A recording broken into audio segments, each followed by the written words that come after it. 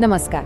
अच्छा, जब भी हनुमान जी का नाम आता है तो जहन में क्या आता है? एक ऐसी छवि, असीम शक्ति की, है ना? पर क्या उनकी ताकत बस पहाड़ उठाने या फिर समुद्र लांघने तक ही थी? आइए आज उनकी शक्ति के असली रहस्यों को जरा और गहराई से समझते हैं। हम सब जब हनुमान जी के बारे में सोचते हैं तो एक बहुत ही विशाल, बहुत बलशाली छवि ही मन में आती है। लेकिन सवाल ये उठता है कि क्या उनकी शक्ति वाकई में केवल शारीरिक थी या उसके पीछे कुछ और भी था? चलिए इसी को जानते हैं। तो सबसे पहले बात करते हैं उस पहलू की जिसे हम सब बहुत अच्छे से जानते हैं, उनका अविश्वसनीय शारीरिक बल। उनकी ताकत की जो कहानियां हैं वो आज भी हमें हैरान कर देती हैं। जरा सोचिए इस सीन के बारे में। लक्ष्मण जी के प्राण बचाने थे, संजीवनी बूटी की जरूरत थी और हनुमान जी उसे पहचान नहीं पा रहे थे। तो उन्होंने क्या किया?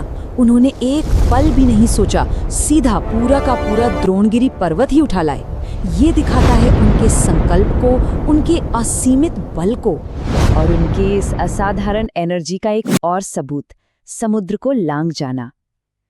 लंका तक पहुंचने के लिए बीच में एक बहुत बड़ा समुद्र था, जिसे पार करना किसी के लिए भी नामुमकिन जैसा था।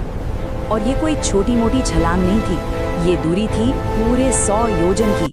मतलब आज के हिसाब से देखें तो हजारों किलोमीटर। और ये दूरी उन्होंने सिर्फ एक ही छलांग में पूरी कर ली। आप सोच सकते हैं, ये उनकी फिजिकल स्ट्रेंथ का पीक था। लेकिन बात सिर्फ फिजिकल स्ट्रेंथ की नहीं है। हनुमान जी की जो क्षमताएं थीं वो इससे कहीं ज्यादा थी। उनके पास कई दिव्य और मायावी शक्तियां भी थीं जो उन्हें असल में अजेय बनाती थीं। उनकी सबसे कमाल की शक्तियों में से एक थी अपना रूप बदलने की शक्ति। मतलब जब उन्हें लंका में चुपके से घुसना होता था तो वो एकदम छोटा सा सूक्ष्म रूप ले लेते थे, और वहीं जब दुश्मनों के मन में डर पैदा करना होता तो इतना विशाल विराट रूप धारण कर लेते थे। इसी शक्ति की वजह से वो हर सिचुएशन के हिसाब से खुद को ढाल लेते थे। और लंका दहन को भला कौन भूल सकता है? जब रावण ने उनका अपमान करने के लिए उनकी पूंछ में आग लगवा दी तो हनुमान जी ने उसी आग को अपना हथियार बना लिया।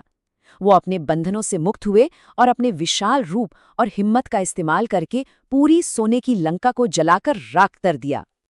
लेकिन देखिए, सिर्फ बल होना ही सब कुछ नहीं होता। उस बल का सही इस्तेमाल करने के लिए बुद्धि और विवेक चाहिए, और हनुमान जी इसमें भी माहिर थे। ये बात एकदम सही है। उनकी जो असली ताकत थी ना, वो सिर्फ उनके बाहुबल में नहीं थी, बल्कि बल और बुद्धि के उस जबरदस्त कॉम्बिनेशन में थी। वो एक बहुत ही कुशल रणनीतिकार थे, जो हर कदम बहुत सोच समझकर उठाते थे। चाहे वो सीता जी को खोजने का प्लान बनाना हो या युद्ध में कोई अहम भूमिका निभानी हो, हनुमान जी ने हमेशा अपनी तेज बुद्धि का इस्तेमाल किया। उन्होंने हर मुश्किल काम को अपनी ताकत और अपनी दिमागी सूझबूझ के मेल से पूरा किया। तो अब सवाल ये उठता है कि उनकी इन सभी अद्भुत शक्तियों का असली सोर्स क्या था? इसका जवाब उनकी भक्ति और उनको मिले दिव्य वरदानों में छिपा है। हनुमान जी को अष्ट सिद्धि और नवनिधि का स्वामी भी कहा जाता है। इसका मतलब है 8 अलौकिक शक्तियां और 9 दिव्य खजाने। इन सिद्धियों में अपना आकार छोटा बड़ा करने से लेकर किसी भी चीज को पा लेने की शक्ति शामिल थी। यही उन्हें सभी रहस्यमयी शक्तियों का मालिक बनाती थी। और इसके अलावा उन्हें चिरंजीवी होने का, यानी कि अमर होने का वरदान भी मिला हुआ है।